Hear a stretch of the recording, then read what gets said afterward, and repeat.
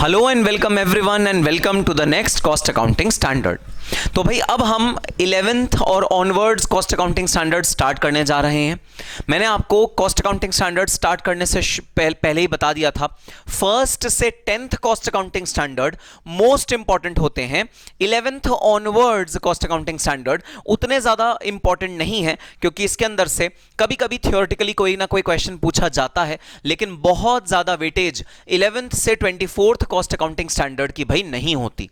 तो 1st से 10th cost accounting standard आपको बहुत ज्यादा अच्छे से करने हैं और 11th onwards cost accounting standard को क्विकली पढ़ना है।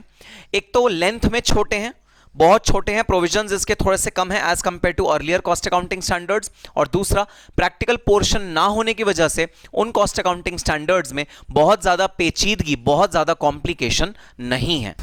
तो चलो स्टार्ट करते हैं आज का कॉस्ट अकाउंटिंग स्टैंडर्ड, और ये है कॉस्ट अकाउंटिंग स्टैंडर्ड 11। और भाई इन कॉस्ट अकाउंटिंग स्टैंडर्ड्स को याद रखने के लिए मैंने इनको न्यूमोनिक दिया है कोरोना कॉस्ट अकाउंटिंग स्टैंडर्ड्स। तो कुछ कॉस्ट अकाउंटिंग स्टैंडर्ड्स जो कोरोना से कोरिलेट करते हैं, कोरोना काल में जिन लोगों ने हमारी मदद करी, क्या क्या हुआ कोरोना टाइम पीरियड के दौरान, मैंने उनके बेसिस पे न्यूमोनिक बनाया है इन वाले कॉस्ट अकाउंटिंग स्टैंडर्ड्स का। और सबसे पहला कॉस्ट अकाउंटिंग स्टैंडर्ड जो कोरोना कॉस्ट अकाउंटिंग स्टैंडर्ड है उसका नाम है एडमिनिस्ट्रेटिव ओवरहेड्स, और इसका नाम है भाई पुलिस कॉस्ट अकाउंटिंग स्टैंडर्ड। तो भाई पुलिस किसी भी समाज की आधारशिला होती है, पुलिस किसी भी समाज का प्रोटेक्टर होता है, पुलिस किसी भी समाज में न्याय को पालन करने के लिए जो व्यवस्था बनाई गई होती है उसके पालक होते हैं, उसको इंश्योर करते हैं कि वो व्यवस्था ठीक से काम कर रही है या नहीं कर रही। तो व्यवस्था के मामले में हमारे एडमिनिस्ट्रेटिव ओवरहेड्स भी सिमिलर काम करते हैं कि वो व्यवस्था को मेंटेन करते हैं। जो व्यवस्था है अगर वो मेंटेन नहीं हुई ढंग से तो प्रोडक्शन करना ऑलमोस्ट इम्पॉसिबल होगा किसी भी फैक्ट्री के लिए, किसी भी ऑर्गेनाइजेशन के लिए। तो administrative overheads are responsible for general management and administration of an organisation. Generally जो काम होते हैं, जनरली जो एडमिनिस्ट्रेशन का काम होता है, जैसे सिक्योरिटी गार्ड पॉइंट पे होना चाहिए, फैक्ट्री के एंट्रेंस पे होना चाहिए, साफ सफाई वाले कर्मचारी होने चाहिए हमारे फैक्ट्री के अंदर जो कि साफ सफाई प्रॉपर्ली टाइम से करें, और कैंटीन का काम, इलेक्ट्रिसिटी देखने का काम, पानी की सप्लाई और किसी भी चीज़ की एसेंशियल कमोडिटीज़ की सप्लाई, वो सब जो व्यवस्था को देखते हैं उन सब का जो खर्चा होता है उसको हम एडमिनिस्ट्रेटिव ओवरहेड में डालते हैं। एक वर्ड जो मैं बहुत ज्यादा एम्फेसिस करने वाला हूं इस वाले पर्टिकुलर केस में, वो वर्ड है जनरल। जनरल तो मैं बार बार तुम्हें बोलूंगा कि administrative overhead means general management and administration. ये जनरल वर्ड मैं तुम्हें बार बार रिपीट करूंगा इस वाले कॉस्ट अकाउंटिंग स्टैंडर्ड में, क्योंकि मैं कहीं भी स्पेसिफिक मैनेजमेंट की बात नहीं करूंगा। सर क्या फर्क होता है स्पेसिफिक मैनेजमेंट में और जनरल मैनेजमेंट में? भाई स्पेसिफिक मैनेजमेंट का मतलब जब आप फैक्ट्री के, ऑर्गेनाइजेशन के या अपने जो एंटिटी है उसके किसी स्पेसिफिक एरिया को मैनेज कर रहे हो। जैसे आपका काम है कि जो हमारा प्रोडक्शन, फैक्ट्री का जो प्रोडक्शन वाला साइड है ना, उसमें एक टूल रूम होता है। टूल रूम मतलब जहां सारे के सारे टूल्स, महंगे महंगे इक्विपमेंट्स रखे होते हैं, जरा आप उसे मैनेज करो। तो वो हो गया स्पेसिफिक मैनेजमेंट। फिर भाई वो एडमिनिस्ट्रेटिव ओवरहेड के खर्चे में नहीं आएगा, ध्यान रखना, क्योंकि मैनेजमेंट वो भी है लेकिन वो स्पेसिफिक मैनेजमेंट है। तो हम लोग यहां सिर्फ और सिर्फ उस टाइप के मैनेजमेंट, उस टाइप के एडमिनिस्ट्रेशन की बात करेंगे जो मैनेजमेंट, जो एडमिनिस्ट्रेशन स्पेसिफिकली ना हो और वो जनरल एडमिनिस्ट्रेशन हो। तो मैं आपको सिंपल सा एग्जांपल देता हूं भाई। पुलिस को भी हो सकता है मैं दो पार्ट्स में डिवाइड कर पाऊं, पुलिस या कोई भी एडमिनिस्ट्रेशन का बंदा। भाई वो वाली पुलिस जो हमारे पीएम या कैबिनेट मिनिस्टर्स की प्रोटेक्शन के लिए एलोकेटेड है, और दूसरी वो वाली पुलिस जो उनके लिए स्पेसिफिक एलोकेटेड नहीं है, जो जनरल पब्लिक के लिए एलोकेटेड है, जो हमारे एरिया में दिखती है, जो पुलिस थानों में दिखती है, जो जनरली एडमिनिस्ट्रेशन का काम करती है। तो ये दो तरह की बाइफिकेशन पुलिस में भी हो सकती है। सिमिलरली हमारे एडमिनिस्ट्रेशन में भी दो तरह की बाइफिकेशन हो सकती है। एक वो वाला एडमिनिस्ट्रेशन जो जनरल एडमिनिस्ट्रेशन होता है, जो कंपनी एज अ होल, जो पूरी की पूरी ऑर्गेनाइजेशन में एडमिनिस्ट्रेशन का काम संभालता है, और दूसरा वो वाला एडमिनिस्ट्रेशन जो स्पेसिफिकली जो पर्टिकुलर किसी चीज को संभाल रहा है। तो वो जो पर्टिकुलर किसी चीज, किसी सेक्शन, किसी यूनिट, किसी डिपार्टमेंट को संभाल रहा है, वो वाला एडमिनिस्ट्रेशन, भाई मैं एडमिनिस्ट्रेशन ओवरहेड की कैटेगरी में नहीं लेके जाऊंगा। कहां लेके जाऊंगा मुझे नहीं पता, यहां तो नहीं लेके जाऊंगा। सर हमें ना याद आ रहा है, क्या याद आ रहा है भाई तुम्हें? सर हमें हमारी माँ याद आ रही है। अच्छा माँ, मम्मी की याद आ रही है, मतलब कैस 1 की याद आ रही है। हाँ सर हमें कैस 1 की याद आ रही है। और कैस 1 के अंदर प्रोडक्शन ओवरहेड्स में जब हमने डेफिनेशन पढ़ी थी, और कैस 3 में भी जब प्रोडक्शन ओवरहेड की डेफिनेशन पढ़ी थी, तब हमने वहां एक स्पेसिफिक चीज पढ़ी थी, वो ये थी कि administration expenses related to the factory works और the area where production is happening, they are not administrative overheads but they are production overheads. Sir क्या ये बात उस बात से लिंक होती है? हां जी हां, ये बात उस बात से लिंक होती है। वो बात वहां पर जो बोली गई थी कि ऐसा एडमिनिस्ट्रेशन का खर्चा जो प्रोडक्शन से रिलेटेड है, जो फैक्ट्री से रिलेटेड है, जो वर्क्स से रिलेटेड है, वो प्रोडक्शन ओवरहेड का पार्ट बनेगा। वो आगे साइलेंट हो गया था, आगे उसने कुछ नहीं कहा था। तो भाई यहां से वो बात कोरिलेट हो गई। ये कह रहा है यहां पर सिर्फ जनरल मैनेजमेंट का खर्चा आएगा। बिल्कुल सही। मतलब अगर प्रोडक्शन के लिए आपने कोई स्पेसिफिक मैनेजमेंट किया हुआ है, मतलब फैक्ट्री के अंदर रिसेप्शन रखा हुआ है, फैक्ट्री के अंदर कैंटीन रखी हुई है, फैक्ट्री के अंदर साफ सफाई वाले कर्मचारी रखे हुए हैं, फैक्ट्री के अंदर गार्ड्स रखे हुए हैं, अगर जनरल एडमिनिस्ट्रेशन का खर्चा, अगर एडमिनिस्ट्रेशन का खर्चा आपने फैक्ट्री के अंदर किया हुआ है, तो वो एडमिनिस्ट्रेशन का खर्चा इस कैस में नहीं बिलोंग करेगा, उसे हम एडमिनिस्ट्रेटिव ओवरहेड में नहीं लेके जाएंगे। So administrative overhead can only be administrative overhead when it is general in nature, which means it is not specific in nature. कोई specific नहीं होना चाहिए भाई, general होना चाहिए। अगर specific एडमिनिस्ट्रेशन का खर्चा हो गया तो वो एडमिनिस्ट्रेटिव ओवरहेड में आएगा ही नहीं, वो तो उस जगह चला जाएगा जहां का वो खर्चा है। फॉर एग्जांपल अगर प्रोडक्शन से रिलेटेड खर्चा है तो वो प्रोडक्शन एक्सपेंसेस में चला जाएगा या प्रोडक्शन ओवरहेड में चला जाएगा। तो सबसे पहली चीज जो हम इस कॉस्ट अकाउंटिंग स्टैंडर्ड में पढ़ेंगे वो होगा भाई डेफिनेशंस, और सबसे महत्वपूर्ण डेफिनेशन जो हम पढ़ने वाले हैं वो है administrative overheads which refers to general management and administration. It excludes administration overhead related to factory works और मैन्युफैक्चरिंग। तो ये एक्सक्लूड कर देगा। और सर इस टाइप का ओवरहेड कहां जाएगा? ये वाला ओवरहेड जाएगा प्रोडक्शन ओवरहेड्स में। और इसका रेफरेंस हमको कहां मिला था? इसका रेफरेंस हमें मिला था कैस 3 में। ठीक है सर, याद आ गया। अब आओ आगे चलते हैं, प्रिंसिपल्स ऑफ मेजरमेंट। तो हम कैसे मेजर करेंगे इन वाले एडमिनिस्ट्रेटिव ओवरहेड्स को, हम मेजरमेंट के लिए क्या क्या टूल रखेंगे और कितने टाइप के ओवरहेड्स को हम मेजर करने वाले हैं। भाई दो टाइप के ओवरहेड्स हो सकते हैं, एक है बॉट आउट कंपोनेंट्स, दूसरा है इन हाउस। तो मैं यहां पर एक लाइन खींच देता हूं ताकि आपको कंफ्यूजन ना हो भाई। तो आप जब ये डायग्राम बनाएं अपने रजिस्टर में स्ट्रेट बनाइएगा, आप इसमें बाइफिकेशन प्रॉपर रखिएगा, और यहां पर भी मैं बाइफिकेशन कर देता हूं। ठीक है सर। तो अब हम आ जाते हैं दूसरे एस्पेक्ट पे, very important aspect of our cash which is administration. क्या प्रिंसिपल ऑफ मेजरमेंट क्या होना चाहिए, हम कैसे मेजर करेंगे कि एडमिनिस्ट्रेशन में हमारा कितना खर्चा हुआ।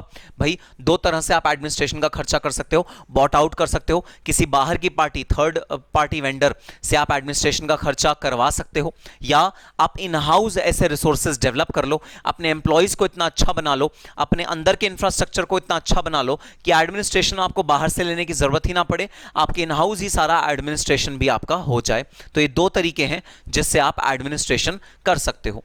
तो अगर बॉट आउट की मैं बात करूं, मतलब अगर आपने एडमिनिस्ट्रेशन ओवरहेड बाहर से खरीदा है भाई, तो उसका जो कॉस्ट डिटरमाइन होगा वो इनवॉइस या अग्रीड प्राइस से डिटरमाइन होगा।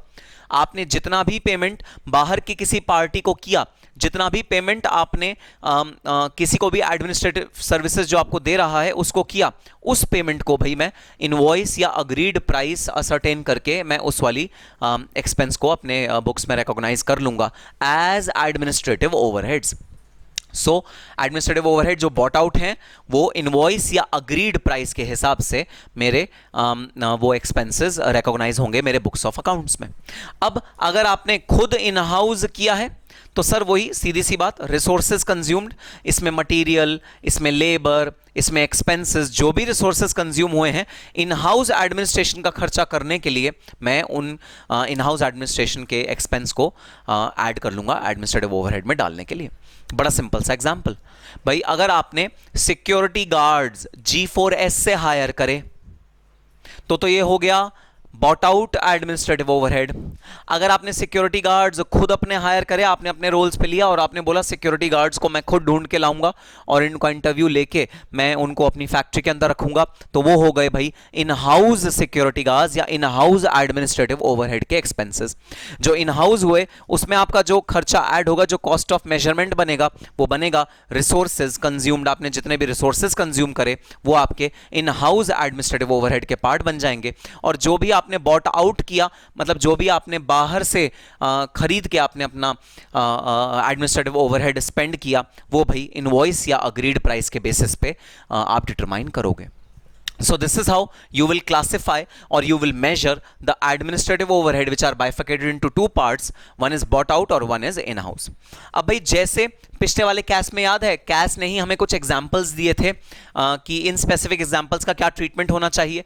प्रॉबेबली जब इंडस्ट्री से रिक्वेस्ट आती है ना, इंडस्ट्री से कोई क्वेरी आती है, तो जो क्वेरी बहुत ज़्यादा आती हैं या जिस पर्टिकुलर एक्सपेंस के रिलेटेड क्वेरी थोड़ी ज़्यादा होती हैं, हो सकता है इंस्टीट्यूट कॉस्ट अकाउंटिंग स्टैंडर्ड में वो वाला एग्जाम्पल डालता हो, लेकिन हमें तो भाई बहुत फायदा होता है एग्जाम्पल से, हमें ज़्यादा क्लैरिटी मिलती है, हमें इन डेप्थ एनालिसिस हम कर पाते हैं कि हाँ क्या रेलेवेंट फैक्टर्स थे जो कॉस्ट अकाउंटिंग स्टैंडर्ड्स ने दिमाग में रखे वाइल कैलकुलेटिंग कि डायरेक्ट कॉस्ट होना चाहिए, इनडायरेक्ट कॉस्ट होना चाहिए, एडमिन होना चाहिए या नहीं होना चाहिए, इस टाइप के एक्सपेंसेस। तो हमें वो बहुत ज़्यादा इन डेप्थ एनालिसिस मिलता है, हमें एक आइडिया मिलता है कि कॉस्ट अकाउंटिंग स्टैंडर्ड किस तरह सोच रहे हैं एक्सपेंसेस के बारे में।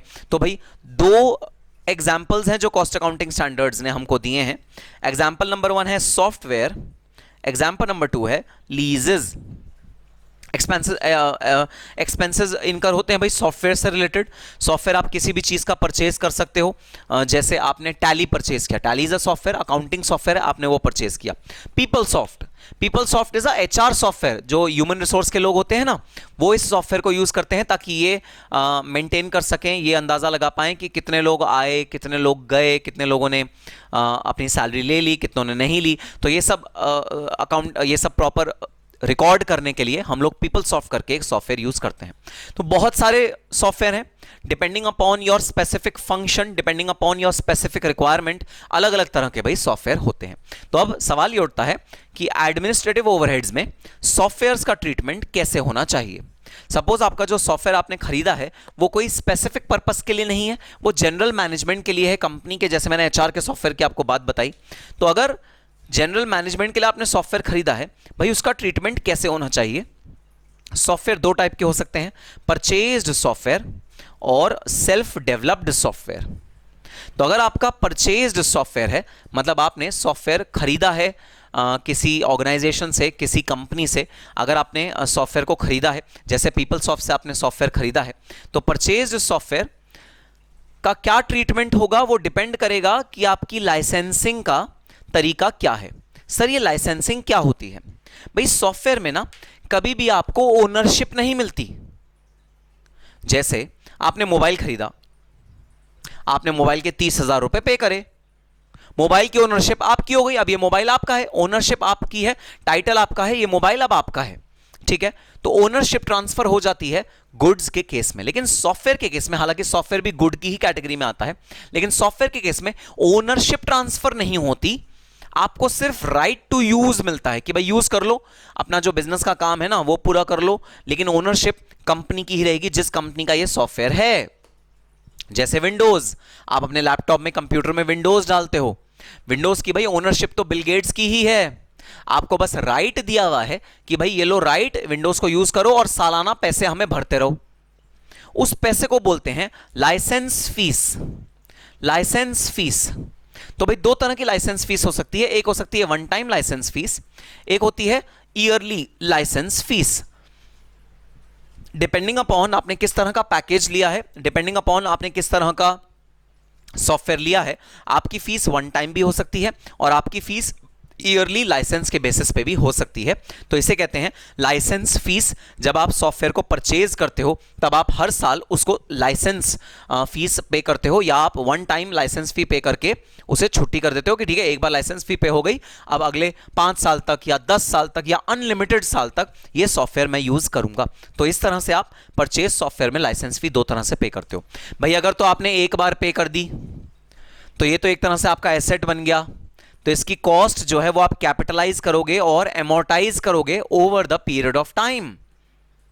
तो अगर आपने 1 साल में पे करी और आपको सपोज अगले 10 साल के लिए लाइसेंस मिल गया कि आप ये वाला सॉफ्टवेयर अगले 10 साल यूज कर सकते हो, तो भाई आप ऐसी लाइसेंस फी को कैपिटलाइज करोगे, मतलब फिक्स एसेट्स की तरह ट्रीट करोगे, या एक तरह से ये आपका फिक्स एसेट ही बन गया।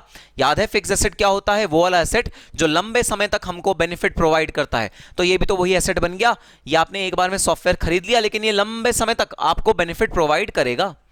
अगर ये लंबे समय तक आपको बेनिफिट प्रोवाइड करेगा तो भाई इसकी कॉस्ट को कैपिटलाइज करो फिक्स एसेट की तरह और एमोर्टाइज कर दो over the period of time. जैसे आपने मान लो 5 लाख रुपए पे करे लाइसेंस फी के और आपको 5 साल का लाइसेंस मिला, 1 लाख 1 लाख 1 लाख 1 लाख करके एमोर्टाइज कर दो over the period of time.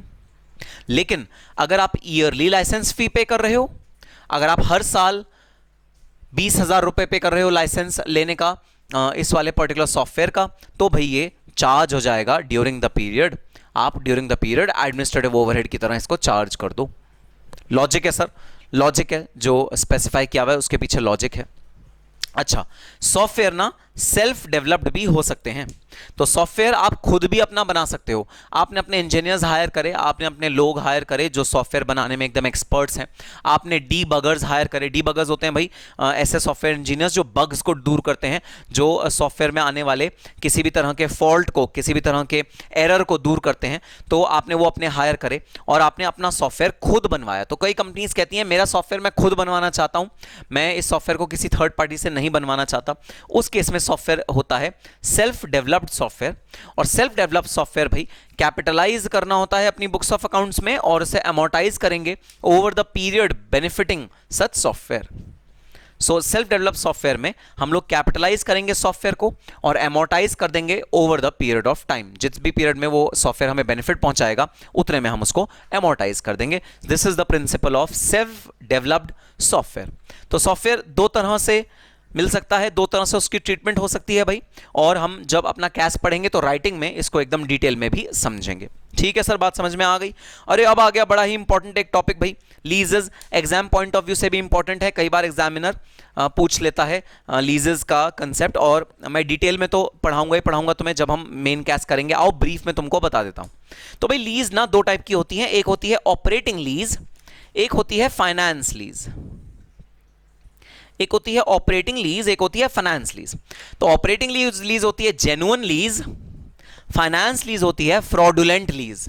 ये एग्जाम में मतलब क्या ना, देखो मैं बदतमीजी मत करना, तुम बहुत बदमाश बच्चे होते हैं, कई बार सुनते नहीं है बात ध्यान से। एग्जाम में लिख के आ जाएंगे F for finance, F for fraudulent. अरे ऐसा मत करना भाई, ये मैंने सिर्फ तुम्हें याद करने के लिए बताया है ताकि तुम्हें याद रहे।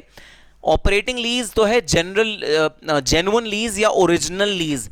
ओ ओरिजिनल, ओ ऑपरेटिंग, यह है जेन्युइन लीज या ओरिजिनल जो लीज का कंसेप्ट है वो है ये। फाइनेंस लीज या फ्रॉडुलेंट लीज ये है गलत लीज का कंसेप्ट जो मिसयूज करते हैं लोग, जिसकी वजह से ये कंसेप्ट निकल के आया फाइनेंस लीज। अब आओ देखते हैं मिसयूज कैसे होता है लीज का। लीज का क्या मतलब है? लीज का मतलब है भाई मैंने एक लैपटॉप खरीदा, ये देखो मेरा लैपटॉप है, थोड़ा सा तुमको दिख गया होगा, ये मेरा लैपटॉप है, मैंने खरीदा और ये लैपटॉप बहुत महंगा था तो मैंने बोला कि मैं ये लीज पे खरीदूंगा, मैं हायर पे लूंगा, मैं ना इसको अपफ्रंट नहीं खरीद सकता और मैं खरीदना चाहता भी नहीं, मैं तो इसको लीज पे लेना चाहता हूँ, रेंट पे लेना चाहता हूँ, क्योंकि मेरे को जो इसकी यूटिलिटी है वो कुछ समय के लिए ही है। अब सपोज आपके घर में फंक्शन है, वो बड़ी बड़ी हैलोजन लाइट्स होती हैं, आप खरीदते थोड़ी हो, किराए पे ले लेते हो, किराए पे लो और अपना काम चलाओ, उसे कहते हैं लीज। आपने किराए पे कोई चीज ली, अपना काम चलाया, कुछ समय के लिए आपको यूज करनी थी, आपने उसका पेमेंट कर दी, उसे कहते हैं लीज। तो operating lease is the original lease, जहां पर जेन्युइनली लोग चीज किराए पे लेते हैं और किराए पे लेने के बाद वो उस चीज को यूज करते हैं और यूज करने के बाद वो उस चीज को वापस कर देते हैं, कुछ समय यूज करते हैं और उसको वापस कर देते हैं। ये ओरिजिनल या जेन्युइन लीज है। अब बदमाश लोग क्या करते हैं भाई, इस लीज के कंसेप्ट का फायदा उठाते हैं। फायदा कैसे उठाते हैं? लीज में जो लीज पेमेंट्स होती हैं वो दोनों पार्टीज मिलकर डिसाइड करती हैं, है ना। अब सपोज मैं कोई एसेट खरीदना चाहता हूं, मेरे पास पैसे भी हैं उस एसेट को खरीदने के लिए, लेकिन मैं अपने अकाउंट्स में विंडो ड्रेसिंग करना चाहता हूं। अगर मैंने वो एसेट खरीद लिया तो डेप्रिसिएशन तो जो कंपनीज एक्ट बोल रहा है वो लगाना पड़ेगा। नहीं भी नहीं, मैं वो नहीं लगाना चाहता, मैं तो अपनी मर्जी से डेप्रिसिएशन लगाना चाहता हूं। तो मैंने जो सेलर था उस मशीनरी का, मैंने उसको बोला भाई तू ना मेरे को ये अपफ्रंट मत बेच, तू मुझे हाथ के हाथ मत बेच, तू मुझे से किराए पे दे दे। जब तक इस एसेट की लाइफ है, पूरी लाइफ के दौरान इसको किराए पे दे दे। दुकानदार करेगा उससे तुम्हारा क्या फायदा? तो तुमने दुकानदार को कहा इससे मेरा ये फायदा कि मैं अपने अकॉर्डिंग रेंटल डिसाइड कर लूंगा ऊपर रखना है नीचे रखना है। तो शुरू शुरू के ईयर का मैं रेंटल रखूंगा नीचे 10,000 रुपए, 20,000 रुपए, 15,000 रुपए, और एंड के ईयर्स का रेंटल रखूंगा ज्यादा, क्योंकि शुरू के ईयर्स में प्रॉफिट होता है कम, एंड के ईयर्स में प्रॉफिट होता है ज्यादा। तो मैं इस तरह करके अपने अकाउंट्स को फोर्ज करूंगा, अपने अकाउंट्स की विंडो ड्रेसिंग करूंगा, जो कि डेप्रिसिएशन के केस में नहीं हो पाएगी। अगर मैंने अपफ्रंट खरीद लिया ना तेरे से, तो डेप्रिसिएशन जो कंपनीज एक्ट कहता है, जो इनकम टैक्स एक्ट कहता है, जो एक्ट कहते हैं उनके अकॉर्डिंग लगेगा, वो तो मेरे हाथ में होगा नहीं। लेकिन लीज के रेंटल्स मेरे हाथ में होंगे, तो तू ना लीज का अग्रीमेंट कर दे, एक फर्जी अग्रीमेंट। दुकानदार ने कहा तुम्हारा फायदा तो समझ में आ गया, मेरा क्या फायदा?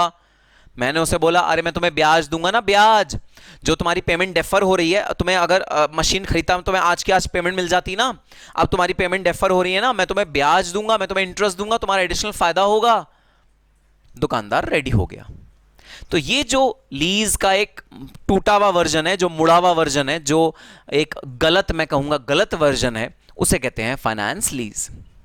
तो अकाउंटिंग स्टैंडर्ड्स ने बोला अगर तुमने फाइनेंस लीज में एंटर किया है, और फाइनेंस लीज में एंटर किया है, इसको दिखाने के, अप्रूव करने के भाई 3 पैरामीटर्स होते हैं। नंबर 1, फाइनेंस लीज तब मानी जाती है जब risks and rewards in the assets are transferred to the Lesi.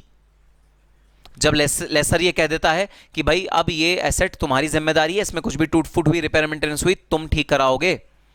बताना जरा, जब आप वो लाइट लेते हो किसी फंक्शन में, जब घर होती है, जब घर में आपके कोई फंक्शन होता है, आप जो वो लाइट लेते हो, सपोज वो लाइट चलते चलते खराब हो गई, तो क्या दुकानदार ये बोलेगा कि लाइट के पेमेंट, जो लाइट में ठीक होने का खर्चा है वो आपको देना पड़ेगा? नहीं, वो तो एसेट दुकानदार का है, दुकानदार को पेमेंट करनी पड़ेगी।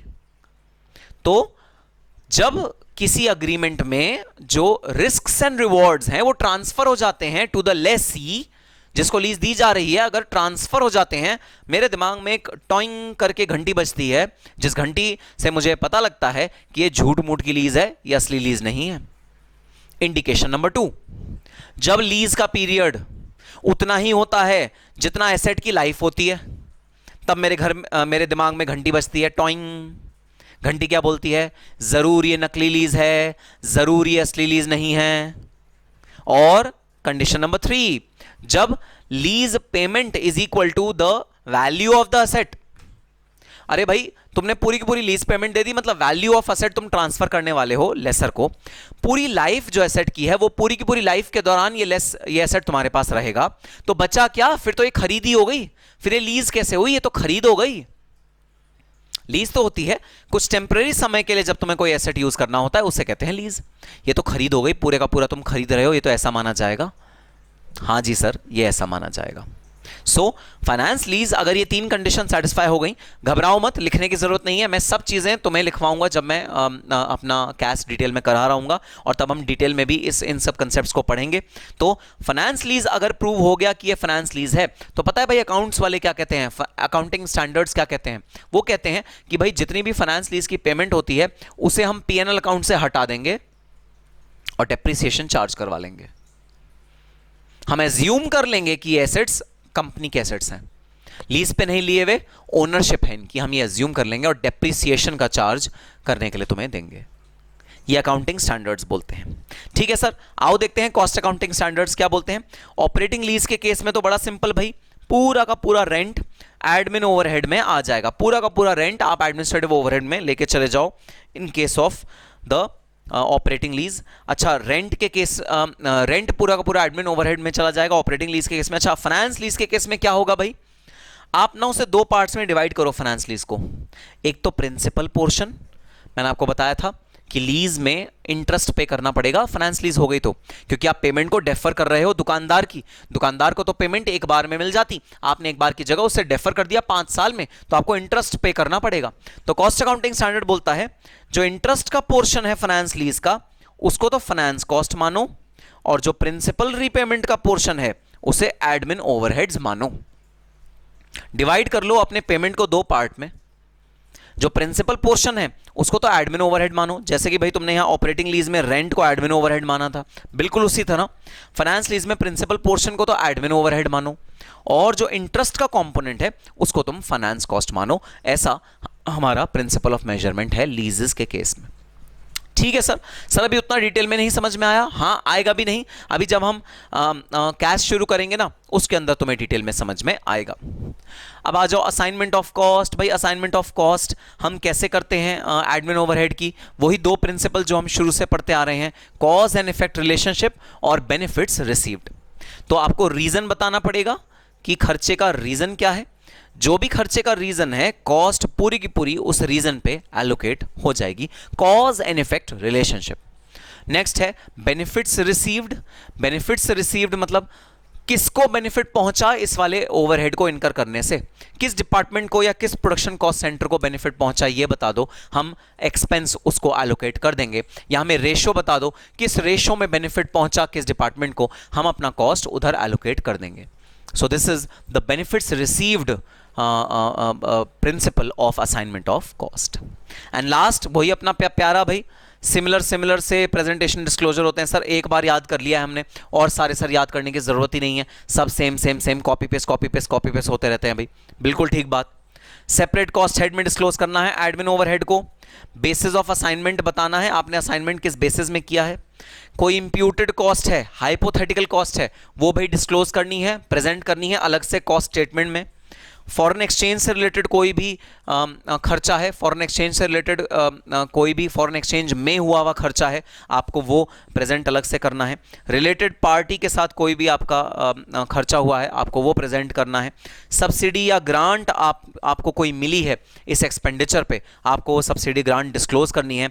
और एबनॉर्मल पोर्शन, जो एबनॉर्मल पोर्शन है हमारे कॉस्ट का, वो एबनॉर्मल पोर्शन आपको अलग से डिस्क्लोज करना है। ठीक है सर, तो भाई ये था हमारा एक brief background of what do you mean by cost accounting standard 11 और क्या क्या हम पढ़ने वाले हैं इस कॉस्ट अकाउंटिंग स्टैंडर्ड 11 में। आप प्लीज़ इस पूरे को अपने रजिस्टर में ज़रूर कॉपी कर लेना, एग्जाम पर्सपेक्टिव से इंपॉर्टेंट है। क्योंकि एग्जाम में आपको क्विक रिविजन इससे आप कर लोगे, और वैसे भी आपके कैश को ओवरव्यू देने के लिए अब आपको और अच्छे से कैश को समझने में आसानी होगी। सो ठीक है सर, हम शुरू करते हैं अपना cost accounting standard 11 from the book CAS 11 which deals with the administrative overheads। तो एडमिन ओवरहेड्स जो एडमिनिस्ट्रेटिव कामों में मदद करते हैं, तो इसकी जो हमने डेफिनेशन भाई पढ़ी थी ना, वो पढ़ी थी the expenses which are incurred for general management and overview supervision of the organisation are known as administrative overheads. तो आओ उसी का डिटेल पढ़ते हैं। Standard deals with principles and methods of classification, measurement and assignment of administrative cost। तो classify कैसे करोगे administrative cost को, मेजर कैसे करोगे, असाइन कैसे करोगे, उस डिटर्मिनेशन पे ये स्टैंडर्ड है। यूनिफॉर्मिटी और कंसिस्टेंसी इसका ऑब्जेक्टिव है। तो हाँ, सबसे इंपॉर्टेंट वर्ड है एडमिनिस्ट्रेटिव ओवरहेड की डेफिनेशन में जनरल एडमिनिस्ट्रेशन और मैनेजमेंट का खर्चा हमेशा एडमिन ओवरहेड का पार्ट बनता है। स्पेसिफिक एडमिनिस्ट्रेशन, स्पेसिफिक मैनेजमेंट का खर्चा एडमिनिस्ट्रेशन का पार्ट नहीं बनता। और सर जनरल मैनेजमेंट जनरली होता कहाँ है भाई? जनरल मैनेजमेंट जनरली होता है हेड ऑफिस में। तो सपोज किसी कंपनी का हेड ऑफिस है दिल्ली में, जहां बोर्ड ऑफ डायरेक्टर्स बैठते हैं, जहां सब हाई ऑफिशियल्स बैठते हैं, बोर्ड मीटिंग्स होती हैं, पॉलिसी डिसीजंस लिए जाते हैं, बुक्स ऑफ अकाउंट्स मेंटेन होती हैं, सेक्रेटरियल बुक्स मेंटेन होती हैं, वो होता है हेड ऑफिस। और प्रोडक्शन कहां हो रहा होता है? प्रोडक्शन हो रहा है बल्लभगढ़ या मानेसर के आगे कोई जमीन ली हुई है वहां पर, मुजफ्फरनगर, ऐसे ऑफ रूट इलाकों में प्रोडक्शन हो रहा होता है। तो जो हेड ऑफिस में काम हो रहा है that is known as general management and administration. जो भी काम प्रोडक्शन साइट पे हो रहा है, फैक्ट्री में हो रहा है, वर्क्स में हो रहा है, गोडाउन में हो रहा है, वो सारा का सारा काम स्पेसिफिक एडमिनिस्ट्रेशन या स्पेसिफिक मैनेजमेंट की कैटेगरी में आएगा, और उसको हम एडमिनिस्ट्रेटिव ओवरहेड में नहीं लेके जा पाएंगे। सो आओ देखते हैं FYK गाइडेंस नोट क्या हमें बताने की कोशिश कर रहा है? These costs represents amount incurred in head office or corporate office relating to administration and policy matters of the company. तो जो पॉलिसी मैटर्स होते हैं, पॉलिसी बनानी है, एम्प्लॉयज़ को कितनी छुट्टी देनी है, सैलरी कितनी देनी है, सैलरी कट कितना करना है, बोनस कितना होना चाहिए, वेंडर को पेमेंट कितने दिनों में होनी चाहिए, कोई वेंडर अगर हमको कोई कस्टमर हमें अगर पे नहीं करता तो उसको खिलाफ क्या पेनल्टी होनी चाहिए। तो इस तरह के जो पॉलिसी मैटर्स हैं जहां पर पॉलिसी डिसाइड होती है, भाई वो जगह होती है हेड ऑफिस, और उन सब के एडमिनिस्ट्रेशन और मैनेजमेंट को हम लोग बोलते हैं administrative overhead. Administrative overhead are the cost of all activities relating to general management and administration of an enterprise. तो general management और administration से related जितनी भी activities होती हैं उनको बोलते हैं general management and administration overheads. These are the total cost of formulating the policy, directing the organization and controlling the operations of an entity. तो पॉलिसी को फॉर्म्यूलेट करना, डायरेक्ट करना ऑर्गेनाइजेशन को, मतलब मैनेज करना, सुपरवाइज करना, काम को एडमिनिस्टर करना और ऑर्गेनाइजेशन को कंट्रोल करना, ये सब प्राइम एक्टिविटी होती हैं जनरल एडमिनिस्ट्रेशन में। Example, indirect material, printing, stationery, office supplies etcetera, ये सारी चीजें इनडायरेक्ट मटेरियल लगती हैं भाई एडमिनिस्ट्रेटिव ओवरहेड्स में। Indirect employee cost, salary of administrative directors, secretaries, account department and so on, ये सब एडमिनिस्ट्रेटिव ओवरहेड का पार्ट बनती हैं भाई। डायरेक्टर्स की सैलरी, सेक्रेटरीज की सैलरी, अकाउंट्स डिपार्टमेंट की सैलरी, कंपनी सेक्रेटरी की सैलरी, कॉस्ट अकाउंटेंट की सैलरी, ये सब एडमिनिस्ट्रेशन का पार्ट बनती हैं। लेकिन अब मैं आपको एक खास बात बताता हूं, कई कॉस्ट अकाउंटेंट्स को हायर किया जाता है फैक्ट्री प्रेमाइसिस के अंदर ताकि वो फैक्ट्री की कॉस्टिंग कर सकें, और कभी कोई कोटेशन मांगे कस्टमर तो वो उसकी कॉस्टिंग कर सकें कि इस कस्टमर को कितने रुपए की कोटेशन देनी है। तो वो जनरल कॉस्टिंग नहीं करते, वो जनरल कॉस्ट ऑडिट नहीं कर रहे, वो जनरल कॉस्टिंग नहीं कर रहे, वो प्रोडक्ट की स्पेसिफिक पर्पस के लिए कॉस्टिंग कर रहे हैं, और प्रोडक्ट का स्पेसिफिक पर्पस है कोटेशन देना। तो बताना क्या वो जनरल एडमिनिस्ट्रेशन में आएगा या वो स्पेसिफिक एडमिनिस्ट्रेशन में आएगा? सर वो स्पेसिफिक एडमिनिस्ट्रेशन में आएगा, क्योंकि वो स्पेसिफिक कॉस्टिंग हो रही है किसी एक पर्टिकुलर प्रोडक्ट की। जब भी कस्टमर कोई कोटेशन देता है तो उसको कोटेशन देने के लिए, कोटेशन मांगता है तो उसको कोटेशन देने के लिए हम लोग ये वाली कॉस्टिंग कर रहे हैं। तो वो जनरल की कैटेगरी में नहीं आएगी। बड़ा सोच समझ के डिसीजन लेना कि कॉस्ट अकाउंटेंट की भाई सैलरी, कॉस्ट अकाउंटेंट का जो रेम्यूनरेशन है वो जनरल के नेचर में आएगा या स्पेसिफिक के नेचर में आएगा। बड़ा सोच समझ के डिसीजन लेना। ठीक है सर, हम न्यूआंस समझ गए। इनडायरेक्ट एक्सपेंस, एक्सपेंस किस तरह का हो सकता है? Rent, rate, taxes, insurance, legal charges, audit fees and the like. Administrative overhead exclude the production overhead, marketing overhead, finance cost. Production overhead include administration costs relating to production, factory works or manufacturing.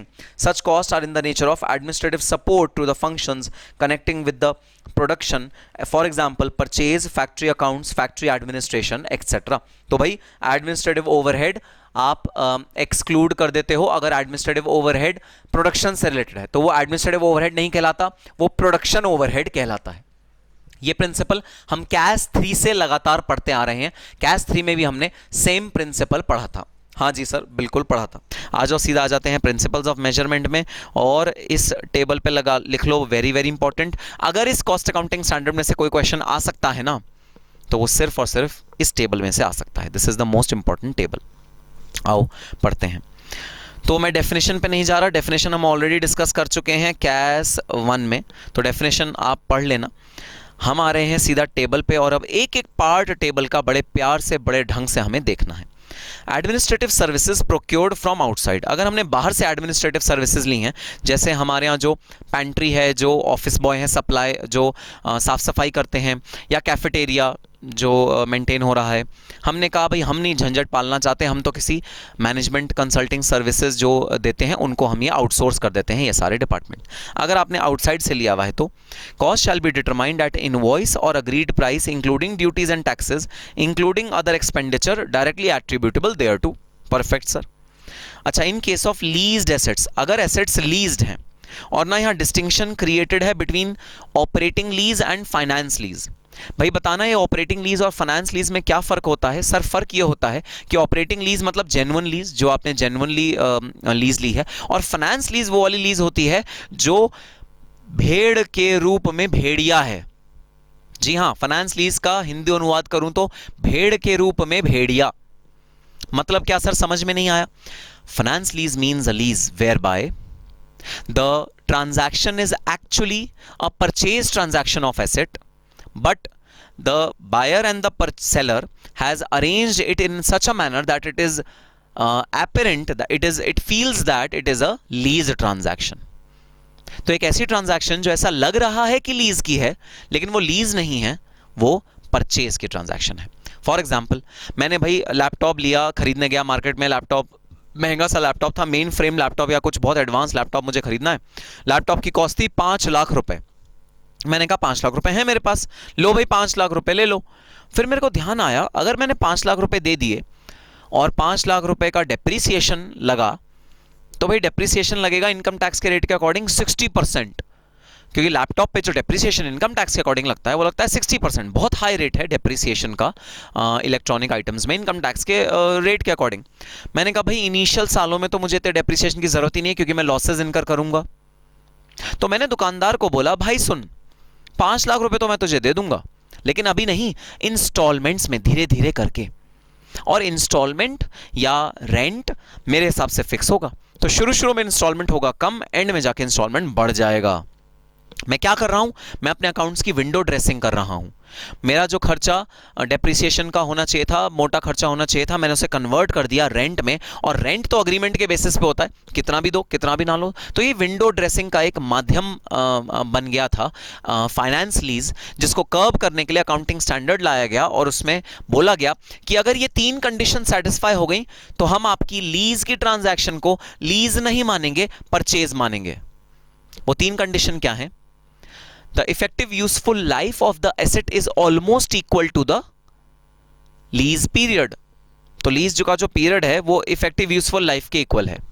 Number 2, cost of the asset is almost equal to the lease payments. जितनी lease payment कर रहे हो उतना आपका cost है आपके asset का. Number 3, the risks and rewards would substantially be transferred on the initial phase of the lease, and the lessee would have a right to buy the asset at the end of the lease at a very very small price. तो ये 3 indicators अगर accounting standards के according मिल गए तो हम इस case में lease rental recognise नहीं करने देंगे आपको अपने फाइनेंशियल स्टेटमेंट्स में. हम आपको डेप्रीसिएशन ही चार्ज करवाएंगे as per the accounting standards. ये अकाउंटिंग स्टैंडर्ड्स बोलते हैं. आओ देखते हैं हमारे कॉस्टिंग में इन दोनों में ट्रीटमेंट में क्या फर्क होता है. तो operating lease, entire rentals should be included in administrative overhead. आप एडमिनिस्ट्रेटिव ओवरहेड में सारे के सारे रेंटल्स को चार्ज कर दो अगर आपकी जेन्युइन लीज है. Genuine lease means operating lease. और अगर है फाइनेंस लीज का फुटनोट देखना. A finance lease is a lease that transfers substantially all risk and rewards इncidental to ownership of an asset. It also referred to as disguised purchase. ये disguised भेड़ के शक्ल में भेड़िया है. अच्छा, फाइनेंस लीज के केस में क्या होगा भाई? अच्छा, एक और चीज मैं आपको बताना भूल गया कि जो दुकानदार है वो कहेगा, अरे 5 लाख रुपए तुम मुझे दोगे अगले 5 साल में, तो मेरा क्या फायदा होगा? मेरे को तो अभी मिल जाएगा अगर मैं किसी और को बेचूंगा तो तुम बोलोगे नहीं, मैं तुम्हें जितना डेफर कर रहे हो तुम अपनी पेमेंट, उस पे इंटरेस्ट की पेमेंट भी दूंगा. अब बोलो, उसका भी फायदा मेरा भी फायदा, दोनों का फायदा. तो हाँ, फाइनेंस लीज में एक इंटरेस्ट का पेमेंट भी होता है along with the principal payment. तो भाई हमारे कॉस्टिंग के प्रिंसिपल्स क्या कहते हैं? Finance cost portion shall be segregated and treated as part of finance cost. तो जो इंटरेस्ट का एलिमेंट है उसे तो फाइनेंस कॉस्ट ट्रीट कर लो, and the principal cost component of the asset is to be treated as administrative overhead. तो भाई कॉस्टिंग प्रिंसिपल्स ने अकाउंटिंग प्रिंसिपल्स को फॉलो नहीं किया, और कॉस्टिंग प्रिंसिपल्स ने बोला भाई ठीक है, कोई बात नहीं, अगर आप रेंट पे कर रहे हो हम उसे रेंट की तरह ही ले लेंगे, एडमिनिस्ट्रेटिव ओवरहेड में पार्ट दे देंगे. जैसे ऑपरेटिंग लीज के केस में देते हैं वैसे ही एडमिनिस्ट्रेटिव ओवरहेड में भी हम रेंट ले लेंगे. इवन अगर आपकी फाइनेंस लीज है तो भी बस एक काम करना, जो इंटरेस्ट का खर्चा है ना, इंटरेस्ट का खर्चा वो रेंट में से निकाल के फाइनेंस कॉस्ट में ले जाना और कॉस्टिंग पीएनएल अकाउंट में डायरेक्टली चार्ज कर देना. तो बस ये treatment difference between operating lease and finance lease. तो costing does not recognize the difference between financial and operating lease, जैसा कि फाइनेंशियल अकाउंट्स वाले रिकॉग्नाइज करते हैं. हम वो डिफरेंशिएट नहीं करते. हम ये नहीं बोलेंगे कि भाई हम तुम्हें रेंट का खर्चा नहीं परमिट करेंगे, तुम्हें तो डेप्रिसिएशन का खर्चा परमिट करेंगे ज़बरदस्ती. हम कहेंगे ठीक है, तुमने रेंट कितना पे किया है, हम तुम्हें रेंट मान लेंगे इस ट्रांजैक्शन को. Next, cost of software. अगर आपने कोई सॉफ्टवेयर परचेज किया है, डेवलप किया है, इंक्लूडिंग अपग्रेडेशन, सॉफ्टवेयर की अपग्रेडेशन करी है, cost shall B amortised over it's estimated useful life. जितनी भी यूजफुल लाइफ है सॉफ्टवेयर की, उस पर आप पूरे कॉस्ट को अमोर्टाइज कर दो। अपग्रेडेशन किया है हार्डवेयर का, cost of upgradation of hardware, तो कई बार सॉफ्टवेयर के साथ आप हार्डवेयर भी अपग्रेड कराते हो। When hardware requires upgradation along with software upgradation, it is recommended that compatible estimated lives, तो आप दोनों की ना कंपैटिबल एस्टिमेटेड लाइफ को रिकॉग्नाइज करोगे, मतलब आप दोनों का मिला के क्या एस्टिमेटेड लाइफ हुई आप वो आइडेंटिफाई करोगे। Shall be used for to set off costs, तो दोनों कॉस्ट के लिए, क्योंकि हार्डवेयर सॉफ्टवेयर के बिना बेकार है, सॉफ्टवेयर हार्डवेयर के बिना बेकार है, तो आप दोनों की कंपैटिबल लाइव्स निकालोगे, मतलब दोनों को मिला के कितनी लाइफ बनती है वो निकालोगे और आप उसके बेसिस पे अपग्रेडेशन की कॉस्ट को अमोर्टाइज करोगे। बड़ा सिंपल सा एग्जांपल है भाई, आईफोन 4 की एस्टिमेटेड यूजफुल लाइफ सपोज है 5 साल, जो अभी मान लो अभी तो वैसे डिसकंटिन्यू हो गया है, बट मैं बात करूं 3-4 साल पहले की, तो आईफोन 4 की एस्टिमेटेड यूजफुल लाइफ है 5 साल, लेकिन हमें पता है कि जो iOS करंटली इशू हो रहा है बाय एप्पल, वो iOS i4 में सपोर्ट होता ही नहीं। तो क्या एस्टिमेटेड यूजफुल लाइफ आईफोन 4 की इंडिविजुअली कुछ है? आंसर इज नो, जीरो, कोई वैल्यू नहीं है, कोई फायदा ही नहीं है। तो दोनों की ना कंपैटिबल वैल्यू निकालनी पड़ती है, दोनों की मिला के क्या एस्टिमेटेड यूजफुल लाइफ होगी ये हमें निकालना पड़ता है while computing the cost of upgradation of hardware and software. ठीक है सर, बात समझ में आ गई।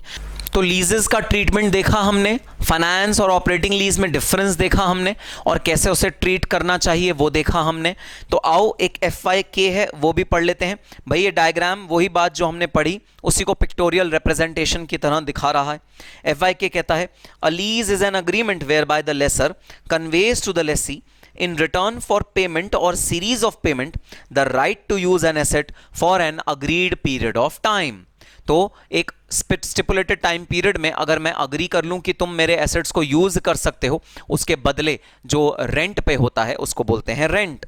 Leases are of two types, with finance lease and operating lease. The finance lease is a lease that transfers substantially all risk and rewards incidental to ownership of an asset, whereas an operating lease is a lease other than finance lease। तो भाई finance lease वो होती है जहां risk and reward सारे के सारे transfer हो जाते हैं from the lessor to the lessee। Lesi जिम्मेदार होता है हर तरह के रिस्क का, हर तरह के रिवॉर्ड का एसेट्स में, और जहां पर जिस लीज में रिस्क एंड रिवॉर्ड ट्रांसफर नहीं होते टू द लेसी, उसको मैं बोलता हूं ऑपरेटिंग लीज। मैंने आपको डिटेल में बताया कि दोनों में डिफरेंस क्या है और क्या न्यूआंस को कर्टेल किया जा रहा है फाइनेंस लीज के प्रोविजन को डाल के। कौन सी वो चतुराई थी जो चार्टर्ड अकाउंटेंट्स करते थे जिसकी वजह से ये लीज का कंसेप्ट बिल्कुल चेंज कर दिया गया और अकाउंटिंग स्टैंडर्ड स्पेशली इस पे लाया गया। The basic concept of lease accounting is that operating lease is merely rental, whereas finance lease is a disguised purchase। Finance lease क्या है? धोखा दे रहे हो आप एक्चुअली परचेज कर रहे हो बट बोल रहे हो कि लीज है। It is a disguised purchase. तो फाइनेंस लीज के लिए वर्ड क्या यूज किया गया है अकाउंटिंग स्टैंडर्ड्स में? Disguised purchase. तो भाई वही चीज पिक्टोरियली यहां पर भी रिप्रेजेंट करी हुई है। क्लासिफिकेशन तो जहां पर रिस्क एंड रिवॉर्ड ट्रांसफर हो जाएगा, जहां यस लिख दोगे वहां मैं बोलूंगा फाइनेंस लीज है, जहां रिस्क एंड रिवॉर्ड ट्रांसफर नहीं होगा वहां मैं बोलूंगा ऑपरेटिंग लीज है। सिचुएशंस, ओनरशिप ट्रांसफर हो जाती है, ऑप्शन हम दे देते हैं परचेज करने का एसेट को at a very very low price. तो जब लीज अग्रीमेंट खत्म होगा ना तब मैं ऑप्शन दे दूंगा कि एक बहुत बहुत बहुत कम प्राइस पे आप अपने एसेट को बेच सकते हो। मतलब आपने लीज के तरह तो एसेट का पूरा प्राइस रिकवर कर ही लिया है, तो लीज के एंड में मैं ऑप्शन दे दूंगा लेसर को कि आप 2 रुपए पे अपना ये एसेट खरीद सकते हो। तो वहां पर मुझे इंडिकेशन मिल जाएगा कि ये फाइनेंस लीज है। और lease term is almost equal to the major part of economic life. तो ये जो इकोनॉमिक लाइफ है मेरे एसेट की, वो लीज टर्म के ऑलमोस्ट इक्वल है। अब भैया आ गए वही जनरल प्रिंसिपल्स जिन्हें हम तो भाई पढ़ पढ़ के थक गए हैं। क्या है सर वो जनरल प्रिंसिपल्स? सब्सिडी ग्रांट का क्या होगा? Shall be reduced. और एक बार फिर सब्सिडी से रिलेटेड वही प्रोविजंस जो हमने और कैश में पढ़े थे यहां भी दिए हुए हैं भाई। गाइडेंस नोट कहता है सिस्टमैटिक बेसिस पे आपको अपना ग्रांट या जो भी आपको रिसीव हुआ है, वो आप सब्सिडी रिसीव हुई है वो आपको सिस्टमैटिक बेसिस पे एलोकेट करनी है। ऐसा नहीं जब रिसीव हुआ उसी साल में आपने उसे रिकॉग्नाइज कर लिया। देखो सोचो कि वो जो सब्सिडी है वो कितने सालों में कंज्यूम होगी, उसका कॉस्ट कितने सालों में स्पिल ओवर हो रहा है, जितने समय में उसका कॉस्ट स्पिल ओवर हो रहा है भाई उतने ही सालों में आप सब्सिडी को भी स्पिल ओवर करो. These should be matched with the related cost for which these are intended to compensate over the period. For example, subsidy may be received for any social service such as crèche, schooling, community center and the like. Subsidy receivable for this purpose may be reduced from the cost of service while ascertaining the cost of administrative overheads. तो suppose आपको administration संभालने के लिए कुछ subsidy मिलती है government से, तो भाई आप उस सब्सिडी को over the period of time जब आप उसकी कॉस्ट को इनकर करोगे तब आप उसको एमोटाइज कर दो, तब आप उसको धीरे धीरे करके रिकॉग्नाइज कर लो अपनी बुक्स में. ऐसा मत करना कि इकट्ठी सब्सिडी मिली पूरी की पूरी आपने रिकॉग्नाइज कर ली बिना सोचे समझे कि वो भाई रिकॉग्नाइज करनी भी थी या नहीं करनी थी. इकट्ठे नहीं करनी थी, मतलब करनी तो है लेकिन over the period of time करनी है. जब जब कॉस्ट इनकर होगा तब तब वो सब्सिडी रिकॉग्नाइज होगी, एकदम से वो सब्सिडी रिकॉग्नाइज नहीं होनी है. ठीक है सर, बात समझ में आ गई. क्रेडिट रिकवरीज का क्या होगा, shall be deducted. Abnormal cost का क्या होगा, शैल बी रिड्यूस्ड. तो आओ देखते हैं कुछ नॉलेज की चीजें कि ये जो हम बार बार बोलते रहते हैं एबनॉर्मल कॉस्ट को हटाओ, एबनॉर्मल कॉस्ट को हटाओ, एबनॉर्मल कॉस्ट को हटाओ, ये क्यों हटानी चाहिए. FYK, द रैशनल का मतलब है logic of exclusion is that inclusion of such item of cost will make the cost not comparable in normal situation. अगर हमने एबनॉर्मल कॉस्ट अपने प्रोडक्ट कॉस्ट में ऐड कर दी तो भाई हमारे प्रोडक्ट की जो कॉस्ट है ना वो कंपेरेबल नहीं रहेगी, हम उसे कंपेयर नहीं कर पाएंगे. Such an aberration is avoided to understand the cost in a better perspective for any purpose. ऐसा डिफरेंशिएटिंग फैक्टर अगर रहा हमारी कॉस्ट में और किसी और की कॉस्ट में भाई तो हम कंपेयर नहीं कर पाएंगे दो कॉस्ट को. For determining the abnormal cost, following two conditions should be satisfied. Cost were never envisaged. ऐसी कॉस्ट भाई अनयूजुअल थी, अनप्रिडिक्टेड थी, आप प्रिडिक्ट नहीं कर पाए उस कॉस्ट को. Secondly, they are not likely to recur during the accounting period. तो हम रेगुलरली नहीं इनकर करेंगे उस कॉस्ट को, और वो कॉस्ट हम पहले से एनविसाज नहीं कर रहे थे, हम उस कॉस्ट को पहले से ऐसा हमने एस्टिमेट नहीं किया था कि वो कॉस्ट इनकर होगी. तो ये दो फैक्टर्स हैं जिनको अगर आपने सेटिस्फाई कर दिया तो ही भाई ये वाली कॉस्ट एबनॉर्मल की कैटेगरी में आएगी, और तब आप इसको एक्सक्लूड कर सकते हो while computing your administrative overheads. Abnormal administrative cost resulting from natural calamity, food, earthquake and the like, sudden breakdown, loss during major fire accident. It should not form part of administrative overhead and should be dealt with in the costing P&L account. तो costing P&L account में आपको ऐसी abnormal cost को लेके जाना चाहिए, क्योंकि ये normal situation में नहीं हुई, आपको इसको administrative overhead का part नहीं बनाना चाहिए. फाइन्स पेनल्टीज का क्या होगा, shall not form part of administrative cost. About fines and penalties के बारे में कुछ एडिशनल इंफॉर्मेशन देखते हैं. So fines and penalties, damages are and the like are levied by statutory authorities for non compliance with statutory requirements या delays. तो ये क्या होती है फाइन्स एंड पेनल्टीज, ये स्टैट्यूटरी अथॉरिटीज लेवाई करती हैं. और ये किस लिए लेवाई करती हैं, ये इसलिए लेवाई करती हैं कि आपने कंप्लायंस नहीं करी स्टैट्यूटरी प्रोविजन की, इसलिए इनको लेवाई किया जाता है. These are abnormal cost and should not form part of administrative overheads. Administrative overheads का ये पार्ट नहीं बनेंगी. For example, penalty for delay in depositing PF provident fund contribution, जो एम्प्लॉय और एम्प्लॉयर का होता है, वो भाई एम्प्लॉयर ने ठीक टाइम से जमा नहीं कराया, पेनल्टी लगेगी. TDS ठीक टाइम से जमा नहीं कराया, पेनल्टी लगेगी. Penalty for payment of non payment of statutory dues, non compliance with legal requirements, for example not filing the income tax return is known as penalty. तो ये पेनल्टीज के कुछ एग्जांपल्स हैं जो हमको दिए हुए हैं. तो भाई कई बार ऐसा भी हो सकता है कि आपने एडमिनिस्ट्रेटिव ओवरहेड्स अपने जो कंपनी के और यूनिट्स हैं उनको भी प्रोवाइड कर दिया. तो सपोज मेरे यहाँ मैंने एक ऑफिस बॉय रखा जो मेरे डिपार्टमेंट को चाय, कॉफ़ी, ये सब चीज़ें सर्व करेगा एट माय हेड ऑफिस. अब भाई जब वो ऑफिस बॉय काम कर रहा था तो उसे बोला गया, अरे तू आधा दिन खाली रहता है ना, तू ज़रा जाके फैक्ट्री में भी ज़रा चाय वाय सप्लाई कराया कर, या कुछ एडिशनल काम फैक्ट्री का भी कर दिया कर. तो जहां पर एडमिनिस्ट्रेटिव ओवरहेड में काम में स्प्लिटिंग हो रही है, मतलब प्रोडक्शन ओवरहेड में भी वो एडमिनिस्ट्रेशन बॉय, ऑफिस बॉय काम कर रहा है, और जो जनरल ऑफिस है उसमें भी काम कर रहा है, उस केस में भाई एडमिनिस्ट्रेटिव ओवरहेड में से माइनस करो उतनी सैलरी जितनी प्रोडक्शन में जानी चाहिए और उसे प्रोडक्शन में भेजो. ये है प्रिंसिपल, जो भाई सही कायदे की बात है, ऐसा होना भी चाहिए। आओ पढ़ते हैं। If any administrative services are provided to other activity or unit without any consideration के बिना, the cost of the same, if material and quantifiable, should be determined and adjusted against the administrative overhead. ऐसी किसी भी administrative overhead को जो किसी और को आप प्रोवाइड कर रहे हो विदाउट एनी एक्स्ट्रा कॉस्ट, आप उसको एडजस्ट करो एडमिनिस्ट्रेटिव ओवरहेड में, मतलब एडमिनिस्ट्रेटिव ओवरहेड को कम कर दो और उस वाले प्रोडक्शन ओवरहेड को इंक्रीज कर दो।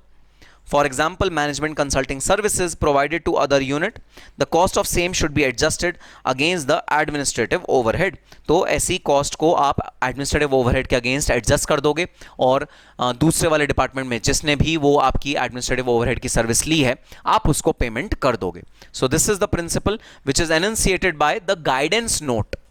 Change in cost accounting principles आपको करने होंगे only if it is required by law, अगर लॉ बोल दे, या कंप्लाइंस करना हो कॉस्ट अकाउंटिंग स्टैंडर्ड का, या एक बेटर प्रेजेंटेशन होगी। Change would result in more and appropriate presentation of cost statement of an organisation. इतना ज़्यादा गुस्सा आ रहा है ना मुझे इन प्रोविजंस पे कि मैं ना इन प्रोविजंस को डब्बा बना के काट दूंगा। लो काट दिए मैंने पुराना, अरे नहीं चाहिए भाई प्रोविजंस अब हमको, ये प्रोविजंस हम लोग थक गए हैं पढ़ते पढ़ते, अब ये प्रोविजन हमारे को रट गए हैं। ठीक है भाई, आज जो चलते हैं असाइनमेंट ऑफ कॉस्ट। कॉस्ट का असाइन कैसे करना है आपको, जो आपकी कॉस्ट आई पूरी कंप्यूट हुई उस कॉस्ट को अब आप असाइन कैसे करोगे। Traceability to cost object in an economically feasible manner, economic feasible manner में जो ट्रेस आप कर पाओगे जिस भी कॉस्ट ऑब्जेक्ट पे, वो कॉस्ट आप गाइडिंग प्रिंसिपल होगा। तो भाई अब सवाल ये उठता है कि एडमिनिस्ट्रेटिव ओवरहेड्स को आप असाइन कैसे करोगे टू डिफरेंट कॉस्ट सेंटर्स। अलग अलग कॉस्ट सेंटर हैं, अलग अलग प्रोडक्शन कॉस्ट यूनिट्स हैं, आप एडमिनिस्ट्रेटिव ओवरहेड को उन सब में असाइन कैसे करोगे, ये सवाल उठता है बहुत बड़ा। तो आओ असाइनमेंट ऑफ कॉस्ट का प्रिंसिपल पढ़ते हैं। So traceability to a cost object in an economically feasible manner is the guiding principle. So assignment of cost का जो guiding principle है वो है, क्या आप trace कर सकते हो इस cost को to a particular cost center in an economically feasible way? आप इकोनॉमिकली फीजिबल वे में क्या एडमिनिस्ट्रेटिव ओवरहेड के किसी पर्टिकुलर एस्पेक्ट को ट्रेस कर सकते हो? हाँ सर कर सकते हैं। अगर आपका जवाब है हाँ कर सकते हैं, बस पूरा का पूरा एडमिनिस्ट्रेटिव ओवरहेड आप वहां पर एलोकेट कर दो, और जो आप नहीं कर पाओगे वो फिर हम देखेंगे भाई उसको हम कैसे एलोकेट करेंगे, ओवरहेड्स की तरह, इनडायरेक्ट एक्सपेंसेस की तरह उसको हम ट्रीट करेंगे। तो देखना गाइडेंस नोट ने हमें ना 3 तरीके दिए हुए हैं ट्रेसेबिलिटी असरटेन करने के बाद एलोकेशन करने के। आओ देखते हैं वो 3 तरीके क्या हैं। For assigning the administrative overheads, traceability is the key element. Trace करो कि एडमिनिस्ट्रेटिव ओवरहेड किस प्रोडक्शन कॉस्ट सेंटर में जाना चाहिए। Tracing administrative overhead to cost object can occur by way of. तो 3 तरीके दिए हुए हैं आपको ट्रेस करने के। Number 1 direct tracing. तो भाई अगर आप सीधे सीधे खर्चे को बोल सकते हो कि हाँ ये खर्चा इसी वाले डिपार्टमेंट की वजह से हुआ है, तो हो जाएगी डायरेक्ट ट्रेसिंग। तो स्टेशनरी आई बहुत सारी, उसमें से खास तरह के कुछ पेन का कलेक्शन सिर्फ और सिर्फ प्रोडक्शन कॉस्ट सेंटर ए ने मंगाया क्योंकि उनको ही जरूरत थी। पता लग गया ये एडमिनिस्ट्रेटिव ओवरहेड सारा का सारा ए प्रोडक्शन कॉस्ट सेंटर में जाएगा। छुट्टी, कोई एब्जॉर्प्शन कराने की जरूरत ही नहीं, कोई ड्राइवर की जरूरत नहीं, कोई की जरूरत नहीं, सीधा सीधा ये एडमिनिस्ट्रेशन का खर्चा उस पर्टिकुलर कॉस्ट सेंटर में दे दो। आओ पढ़ते हैं। Direct tracing is the process of identifying and assigning the cost that is specifically or physically associated with the cost object। तो जो कॉस्ट ऑब्जेक्ट के साथ स्पेसिफिकली एसोसिएटेड है वो वाली कॉस्ट भाई डायरेक्ट आप ट्रेस कर दो। For example tracing cost of stationery consumed in the accounts department to a cost object that is accounts department. तो हम डायरेक्ट ट्रेसिंग करते हैं भाई, कॉस्ट अगर स्टेशनरी अकाउंट्स डिपार्टमेंट में मंगवाई गई है तो हम डायरेक्टली अकाउंट्स डिपार्टमेंट में वो स्टेशनरी का खर्चा पूरा का पूरा डाल देंगे। Next driver tracing. अब भाई कई बार डायरेक्टली पता नहीं लग पाता ये स्टेशनरी किसने मंगवाई, सबने मंगवाई और सबको डिस्ट्रीब्यूट करी गई। अगर सबको डिस्ट्रीब्यूट करी गई तो भाई ये ड्राइवर निकाल लो, ड्राइवर मतलब नंबर ऑफ यूनिट्स, किस प्रोडक्शन कॉस्ट सेंटर को कितने यूनिट्स गए और उसके अकॉर्डिंग अपनी स्टेशनरी के कॉस्ट को डिवाइड कर लो। So this is known as driver tracing. जब डायरेक्टली एक स्टेशनरी की कॉस्ट किसी एक पर्टिकुलर कॉस्ट सेंटर में आप नहीं पता कर सकते, तब आप एक ड्राइवर असरटेन करते हो, आप एक कोई मेजरमेंट का यूनिट असरटेन करते हो और उस यूनिट के थ्रू आप अपनी कॉस्ट को एलोकेट कर देते हो। आओ पढ़ते हैं। ड्राइवर्स ट्रेसिंग में B through cost activity viz units manufactured, hours worked कितने घंटे काम हुआ, number of batches in production, number of orders processed, number of departments and so on. तो भाई कोई भी एक की एलिमेंट निकाल लो, जैसे नंबर ऑफ यूनिट्स निकाल लो, मैन्युफैक्चरिंग का कोई एक की एलिमेंट निकाल लो, और उससे आप ड्राइवर से आप कॉस्ट को असरटेन कर सकते हो, डिफरेंट प्रोडक्शन कॉस्ट सेंटर्स में आराम से डाल सकते हो। This is known as driver tracing. Allocation. In this method, a standard absorption rate may be used to allocate the administrative expenses to the cost object.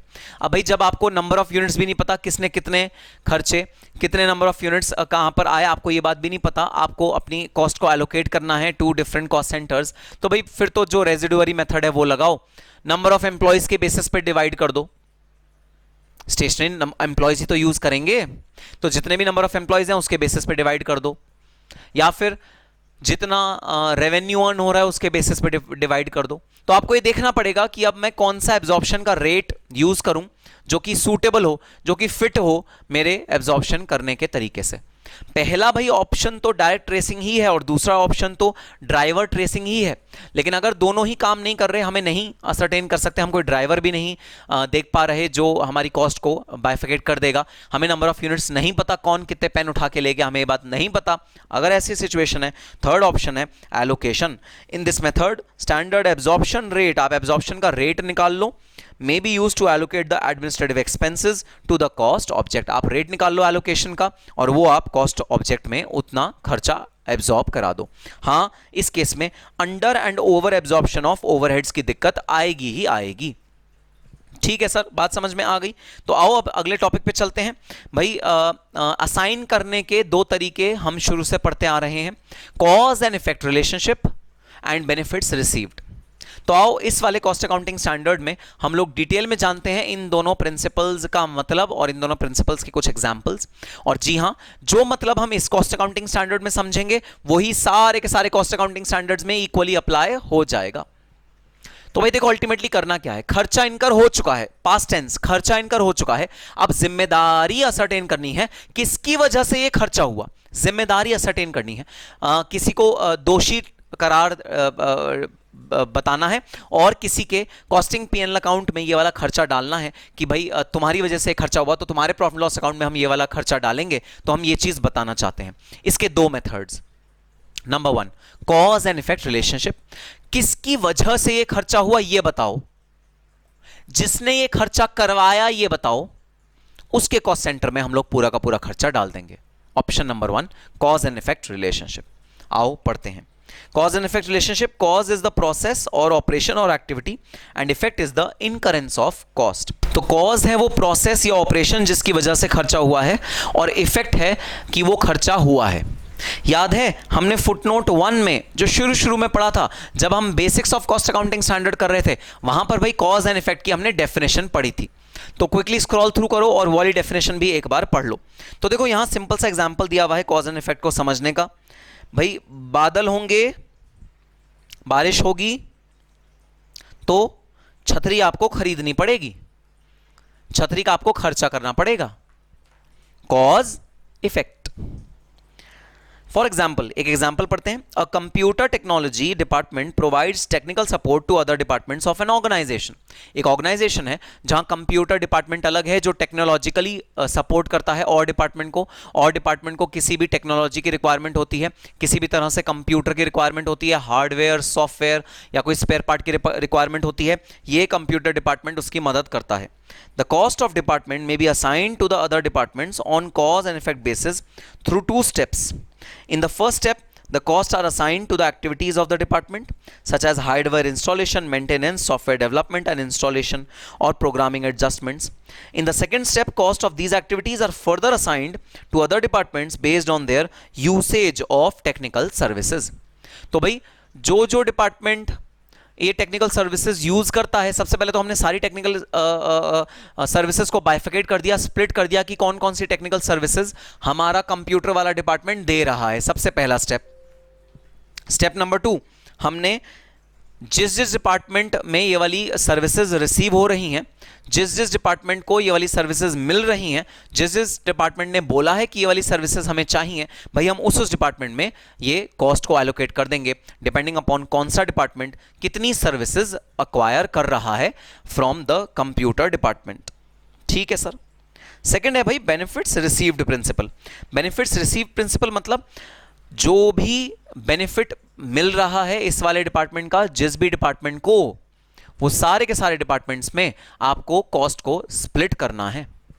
आओ पढ़ते हैं। What is benefits received principle? The concept then that those who benefit from the government expenditure should pay the taxes that finance their benefits.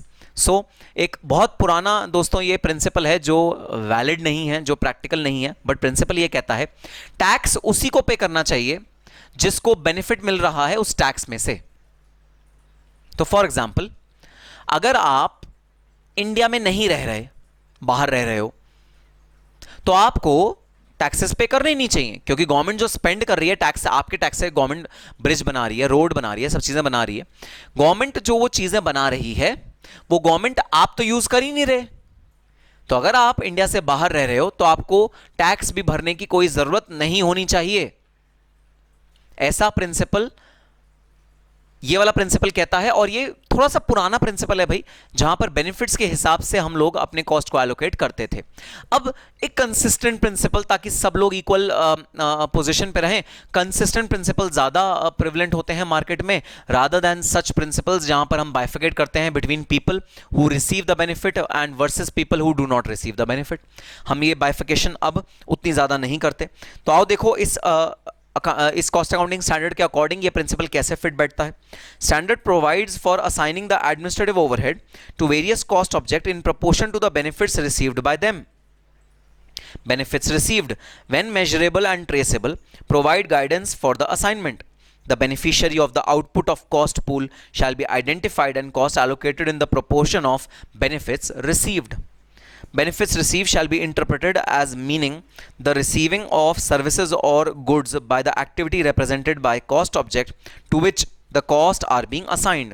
For example, a corporate-wide advertising program promotes the general image of corporation. तो एक हम अगर पूरे organisation का advertising campaign करते हैं तो भाई उसके अंदर general image of the organization का अपलिफ्टमेंट होता है। The cost of such program may be allocated on the basis of division sales in belief that activities divisions which higher sales are more likely to benefit than the divisions with lower sales level. तो भाई example बड़ा clear है। एक बहुत बड़ी company है, वो एक बहुत बड़ा मार्केटिंग का कैंपेन शुरू करने जा रही है। मार्केटिंग का कैंपेन जब शुरू हुआ तो भाई प्रोडक्ट ए, जो हमारे प्रोडक्ट ए वाले लोग हैं, उन्होंने ये वाला मार्केटिंग का कैंपेन शुरू करवाया। उन्होंने कहा नहीं ये मार्केटिंग की जरूरत है, और प्रोडक्ट ए वाले लोगों ने बोला कि ये मार्केटिंग होनी चाहिए। तो भाई कॉज कौन था इस एडवर्टाइजिंग वाले प्रोजेक्ट का? ए। तो अगर हम पहले प्रिंसिपल के हिसाब से जाएं, कॉज एंड इफेक्ट के हिसाब से, तो सारा का सारा मार्केटिंग का खर्चा कहां जाना चाहिए था? प्रोडक्ट कॉस्ट सेंटर ए। लेकिन अल्टीमेटली जब कंपनी की एडवर्टाइजमेंट होगी तो क्या बी प्रोडक्ट को भी थोड़ा सा बेनिफिट मिलेगा? हाँ सर, कंपनी की जब इमेज बढ़ती है, कंपनी की जब ब्रांड वैल्यू बढ़ती है, तो जो प्रोडक्ट कंपनी प्रोड्यूस करती है सब्सिडरी की तरह, जो प्रोडक्ट कंपनी प्रोड्यूस करती है सेकेंडरी प्रोडक्ट की तरह, मेन प्रोडक्ट के अलावा, सर उस वाले प्रोडक्ट की भी मार्केट में इंक्रीज आता है, उस वाले प्रोडक्ट की भी बेनिफिट होता है मार्केट में। तो भले ही कॉज था प्रोडक्ट ए, लेकिन बेनिफिट किसको मिला? बी को भी मिला। तो अगर हम पहले प्रिंसिपल के अकॉर्डिंग अगर अपना बाइफिकेशन करें, स्प्लिटिंग करें, तो सिर्फ जो कॉज होता है उसी पे एलोकेट करना होता है खर्चा।